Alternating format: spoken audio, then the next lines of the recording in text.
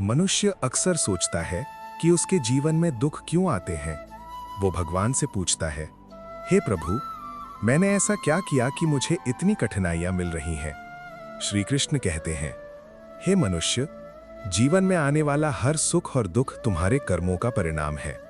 जिस प्रकार बीज बोने के बाद वैसा ही वृक्ष उगता है, उसी प्रकार कर्म करने के बाद वैसा ही फल मिलता है। तुम अपने जीवन में सफलता चाहते हो, लेकिन प्रयास से दूर भागते हो। तुम सुख चाहते हो, लेकिन धैर्य नहीं रखते।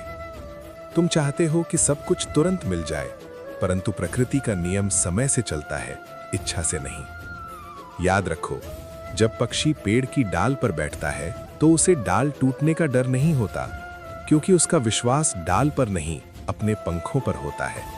उसी प्रकार तुम्हें भी परिस्थितियों से डरना नहीं चाहिए।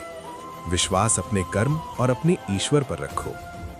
जब समय तुम्हारे पक्ष में हो तब घमंड मत करना, और जब समय तुम्हारे विरुद्ध हो तब धैर्य मत छोड़ना, क्योंकि समय कभी स्थिर नहीं रहता। जो व्यक्ति अपने लक्ष्य पर ध्यान देता है वही जीवन में आगे बढ़ता है। जो दूसरों की निंदा में समय बिताता है वो पीछे रह जाता है।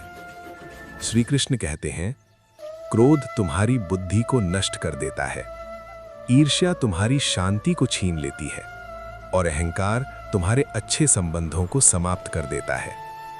यदि जीवन में शांति चाहते हो तो दूसरों की गलतियों को क्षमा करना सीखो। यदि सम्मान चाहते हो तो पहले दूसरों का सम्मान करना सीखो।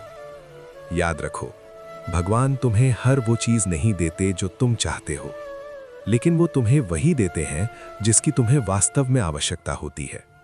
इसलिए कर्म करते रहो, अच्छे विचार रखो और ईश्वर पर विश्वास रखो, क्योंकि अंधेरी रात के बाद उजाला अवश्य आता है। राधे राधे।